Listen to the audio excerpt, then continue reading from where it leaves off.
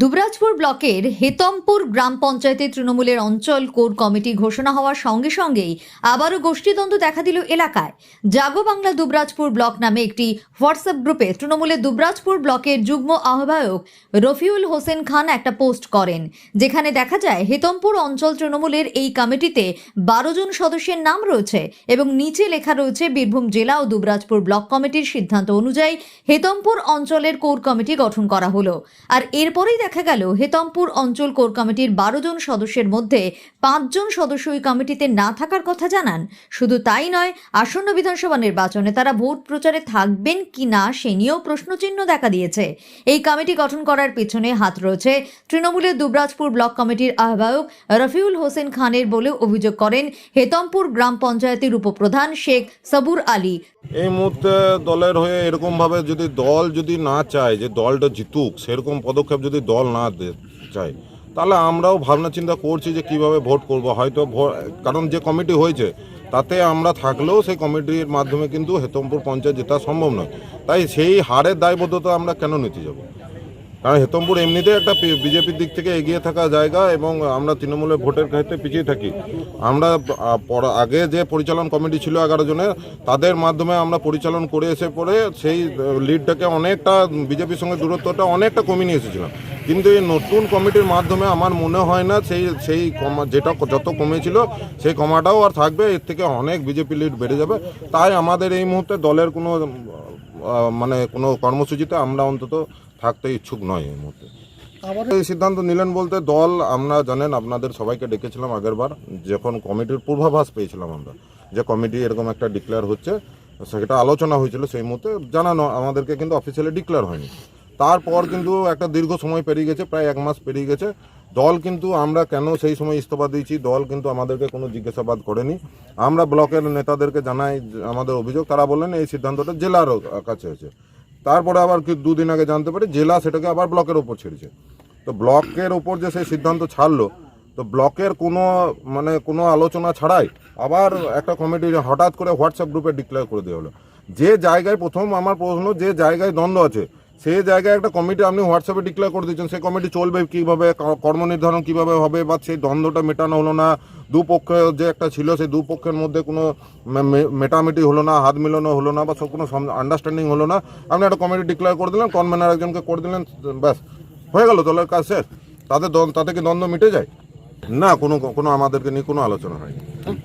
নতুন যে কমিটি গঠন করা হয়েছে সেই কমিটিতে কি জেলা নেতৃত্বের সম্মতি? না, জেলা নেতৃত্বের কোনো সাইন এই মুহূর্তে নেই ওখানে, ঠিক আছে। এখানে ব্লক কমিটিরই সাইন আছে, এবং ব্লক কমিটিরও যেটা ভাষা যে রফিউল খান সাহেব নিজের ক্ষমতার জোরে, নিজের জোরে, যেহেতু তিনি একজন কনভেনার, ইনি এটাকে কিন্তু ফোর্সফুলি এটা করিয়েছেন। কারণ সেখানে, এবং কারণ সেটা পরিষ্কার সবাই কাছে, কারণ সেখানে বেশ কিছু নাম আছে যারা কিন্তু দলের সঙ্গে কোনোদিনই যুক্ত ছিল না। তারা তার আশেপাশে ঘোরাফেরা করে, বা তার হয়তো কোনো পোস্ট শেয়ার করে, বা কোনো কিছু করে, সেই জন্য তারা আজকে কমিটিতে জায়গা পেয়ে গেল। হেতমপুরে দ্বন্দ্ব কি রয়ে গেল? তাহলে হেতমপুরে দ্বন্দ্ব রয়ে গেল, এবং হেতমপুরকে আমার মনে হচ্ছে যে দ্বন্দ্ব লাগিয়ে রাখতে চাইছে ব্লক কমিটি, বারবার ব্লক কমিটি চাইছে। আমাদেরকে এসআইআর করে ক্যাম্প করতে বাধা দেওয়া হয়, আমাদেরকে কাজল শেখের মিটিংয়ে ডাকা হয়নি, আমাদেরকে এইখানে পার্টি অফিসে পতাকা ছিল, 2 বার পতাকা তোলা নিয়ে ঝামেলা হয়। তার পেছনে ওই একজন ব্যক্তি, আপনি যদি ভালো করে অনুসন্ধান করেন তো সেই একজন ব্যক্তি, তাহলে বারবার একজন ব্যক্তি হেতমপুর পঞ্চায়েতে ঝামেলা লাগিয়ে রাখতে চাইছে। তাহলে হেতমপুর পঞ্চায়েতের দায়িত্বটা সেই নেক, এবং সে দলটাকে জেতাক। রফিউল খান। আচ্ছা, তাহলে তো এটাতে বিজেপির ফায়দা হয়ে যাবে। বিজেপির ফায়দা দেখুন, আমার দলের ঊর্ধ্বতন কর্তৃপক্ষ যখন চাইছে যে হয়তো তাদের হয়তো, আমার তো মনে হচ্ছে বিজেপির সঙ্গে কোনো আঘাত হয়েছে তাদের। আমি তো পরিষ্কার বলছি, দলের যোগ্য কর্মীদেরকে বাদ দিয়ে উল্টোপাল্টা লোকেদের নাম দিচ্ছে, তখন বিজেপির সঙ্গে তার কোনো আঘাত হয়েছে? একদম পরিষ্কার কথা। আমরা তো দলটা ভালো চাইছি। আমি তো আগের দিনও বলেছি যে আমার কমিটিতে নাম দরকার নেই, কিন্তু যোগ্য লোকের নাম থাকুক। আমাদের মধ্যে 5 জনই যারা আছে তারা তো বলছে যে কমিটি এমন করুক যাতে আমাদের নাম না থাকুক। আমাদের কোনো ক্ষোভ নেই, আমাদের নাম থাকা সত্ত্বেও আমরা রিজাইন দিচ্ছি। তাহলে আমাদের নিশ্চয়ই দলটাকে ভালোবাসি বলে রিজাইন দিচ্ছি, এমন নয় যে আমার নাম নাই বলে আমি রিজাইন দিচ্ছি। আপনার নাম? আমার নাম অভিনবেশ রায়। তৃণমূল নেতা অভিনিবেশ রায়, দুবরাজপুর পঞ্চায়েত সমিতির কর্মাধ্যক্ষ শেখ জসিমউদ্দিন সহ 5 জন। তারা আরও অভিযোগ করেন, দুবরাজপুর ব্লক কমিটির হেতমপুরে গোষ্ঠীদ্বন্দ্ব লাগিয়ে রাখতে চাইছেন বলে অভিযোগ। প্রত্যেকেই হেতমপুরের এই গোষ্ঠীদ্বন্দ্বের বিষয়ে সরাসরি অভিযোগ তুলছেন তৃণমূলের দুবরাজপুর ব্লকের যুগ্ম আহ্বায়ক রফিউল হোসেন খানের বিরুদ্ধে। রফিউল হোসেন খানের সঙ্গে বিজেপির আঁতাত রয়েছে বলে তারা দাবি করছেন। দলের যোগ্য কর্মীদের বাদ দিয়ে এসব করা হয়েছে। আর এসবের পরিপ্রেক্ষিতে বিজেপির দুবরাজপুর মণ্ডল সভাপতি সোমনাথ ব্যানার্জি তীব্র ভাষায় আক্রমণ করেন তৃণমূলকে। ঘটনা ঘটেছে আজকে ঘটনা হয়তো আপনারা আমাদের থেকে জেনেছেন যে আমাদের হেতমপুর অঞ্চল তৃণমূল কংগ্রেস কমিটি নিয়ে একটা দীর্ঘদিন ধরে একটা বাকবিতণ্ডা চলছিল।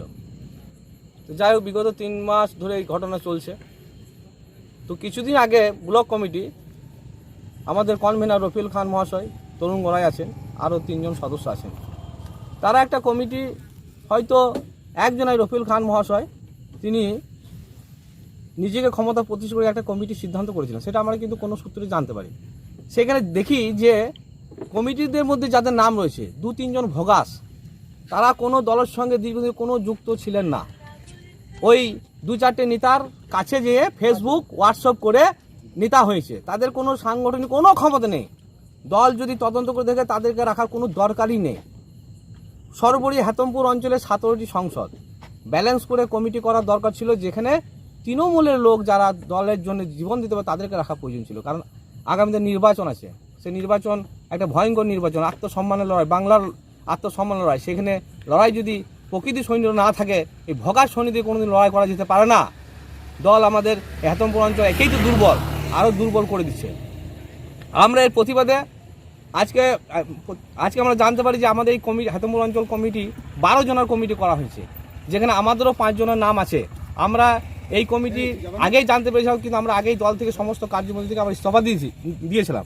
হঠাৎ করে জানতে পারি আজকে একটা হোয়াটসঅ্যাপের গ্রুপের মধ্যে ব্লক কনভেনার রফিউল খান মহাশয়, আরও সবাই আসেন, তরুণ গড়াইও আছেন, আরও সবাই আছে। তারা হেতমপুর অঞ্চল কমিটির তৃণমূল কংগ্রেসের সমিতির সঙ্গে আলোচনা না করে তারা নিজেদের মতো করে একটা কমিটি পাবলিশ করে। সেখানে আমরা দেখতে পাই যে আমাদের এখানে নীলোৎপল মুখার্জি কনভেনার করেছেন, জালালপুর সংসদের সদস্য হেরাস্তুল্লাহ ওরফে উজ্জ্বল, দোবন্দার ফিরোজ, রসুলপুর গ্রামের বাবলু, চিৎগ্রামের ফারুক, হেতমপুরের অভিনিবেশ রায়, গোপাল চক্রবর্তী, শেখ সবুর আলী, গেন্দুলার বিজয় দাস, বাজিতপুরের মোহাম্মদ জসিমউদ্দিন, আর রুদ্রপ্রসাদ রায় হেতমপুরে, আর ওই স্বরূপ দত্ত হেতমপুরে।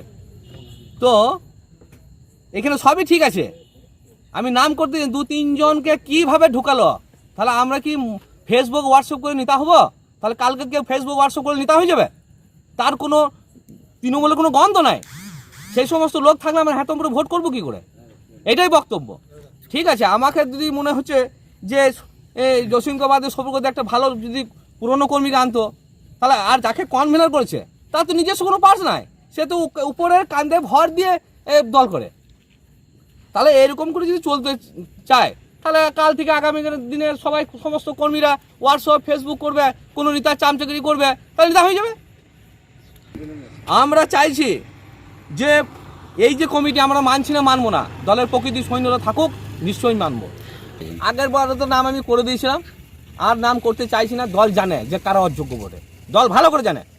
রফিউল খান মহাশয় ভালো করে জানে যে হেতমপুরে কোন লোকগুলোকে ঢুকানো হয়েছে, কেন ঢুকবে। তাহলে আসলে প্রকৃতি সৈন্যরা কেন তাহলে দলটা করবে কষ্ট করে জীবন দিয়ে? বক্তব্য এইটাই। বলছি, দ্বন্দ্ব কি তাহলে রয়ে গেল? দ্বন্দ্ব দেখুন, দলের উপর মহল থেকে নির্দেশ যে আপনারা ব্যালেন্স করে ঠিক করে একটা করে দেন। কেউ নিজেকে দল ভাবছি দলটা আমি একাই করি, সে নিজেকে প্রতিষ্ঠা করার জন্য করছে। একটু তো আলোচনা করা দরকার ছিল যে কমিটি আমাদের মধ্যে হাতাহাতি একটা আছে, তাহলে একটা অঞ্চলের মধ্যে বসে তো মিটিং করে করতে পারতো। তা তখনই ঝামেলা, মানে আজকে কমিটি করে কালকে ঝামেলা হতে পারে, হতেই পারে যে আমাকে রাখলো না, ও বলে আমাকে রাখলো না। তাহলে একটা আলোচনা সাপেক্ষে যেখানে 200 লোক থাকবে সেখান থেকে হোক না, উঠে আসুক। সেটা না করে নিজের ইচ্ছা মতো করছে, তাহলে আমরা দল করবো কি করে? গোষ্ঠীদ্বন্দ্ব লাগিয়ে দিল কে? ব্লক নেতৃত্ব। এখন ব্লক নেতৃত্বকে ধরবো আমরা? গোষ্ঠীদ্বন্দ্ব লাগিয়ে দিল, গোষ্ঠীদ্বন্দ্ব ছিল না। কবে থেকে চলছে? 3 মাস ধরে কি? 3 মাস ধরেই চলছে, লাগিয়ে রেখেছে যাতে আমার বেনিফিট হয়। কিসের লাভ? কিসের লাভ? নিজেকে প্রতিষ্ঠিত করার জন্য। আমার নেতৃত্ব চলবে, আমি ছড়ি ঘুরবো। দল কারোর নেতৃত্ব, দল তো মমতা ব্যানার্জি দল, অভিষেক বন্দ্যোপাধ্যায় দল। আপনারা কি করবেন আজকে? আমাদের শত শত কর্মীরা আছে, আমরা এই কমিটিতে হতাশ আমরা, ঠিক আছে? সবই ঠিক ছিল, যদি একটু আলোচনা করে করতো, যদি সঠিক লোককে দিত দায়িত্ব, তাহলে কোনো কিছু দ্বন্দ্ব থাকতো না। আপনারা কি কমিটিতে থাকবেন? না, আমরা কেউ থাকবো না। কতজন থাকবেন না? আমাদের আছে এই 5 জন আছে এখন আপাতত, ওনারাও বলবেন। আমাদের শত শত কর্মী, আমাদের কর্মীরা যদি আমাদের সঙ্গে না থাকে, আমাদের কমিটি থেকে লাভ কি আছে? কে কে থাকছেন না আপনারা? আমি আছি, শেখ সবুর আলী আমাকে রেখেছে কমিটির মধ্যে নতুন, তখন তো লিস্টে নাম ছিল না, আবার রেখেছে। অভিনিবেশ রায়, গোপাল চক্রবর্তী মহাশয়, মোহাম্মদ জসিমউদ্দিন ভাই, আর আমাদের এখানে আছে বাবলু আব্দুল কায়ুম না। বাকি ওনাদের বক্তব্য ওনারা বলবেন যারা আছে। আমাদের তরফ থেকে এখন এখানে 5 জন আমরা আছি। আমাদের কর্মীরা আমাদের সঙ্গে থাকবে না, তো আমরা কাকেও নিয়ে ভোট করবো? এটাই কি বক্তব্য? আপনারাই 12 জনের কমিটিতে থাকছেন না? না, আমরা থাকবো না। আপনার নামটা? আমার নাম শেখ সবুর আলী। দেখুন, আজ ওদের একটা কমিটির লিস্ট বেরিয়েছে দেখলাম। এদের যে একটা গোষ্ঠীদ্বন্দ্ব আছে, সেই গোষ্ঠীদ্বন্দ্ব মেটানোর জন্য এরা দুপক্ষর মাঝখান থেকে নিয়ে একটা করেছিল, কিন্তু এরা তো করে খাওয়া গোষ্ঠী, তো দুটো দল এক কখনোই হবে না, এরা দুটো গোষ্ঠী কখনোই এরা এক হবে না। তাই এরা গোঁজামেল করলেও এদের ডিভাইড হবেই, এবং কে করে খাবে তার একটা ওদের সিদ্ধান্ত নিতে পারছে না। তাই এই 5 জন ইস্তফা দেবো শুনলাম, ইস্তফা দেবো বলছে। এরা পারবে না, আর 26-এ এদের বিসর্জন হবেই। দেখুন, বিজেপির এখন এমন অবস্থা হয়ে যায়নি যে তৃণমূলের সাহায্য নিয়ে জিততে হবে। বিজেপি স্বয়ম্ভর নিজেই পশ্চিমবাংলায় পরিবর্তন করবে। বিজেপির কারো হাত ধরে পরিবর্তন আনতে হবে না। বিজেপি বিশ্বের সর্ববৃহৎ দল, পশ্চিমবঙ্গ পরিবর্তন বিজেপি নিজের কর্মীদের দ্বারাই করবে।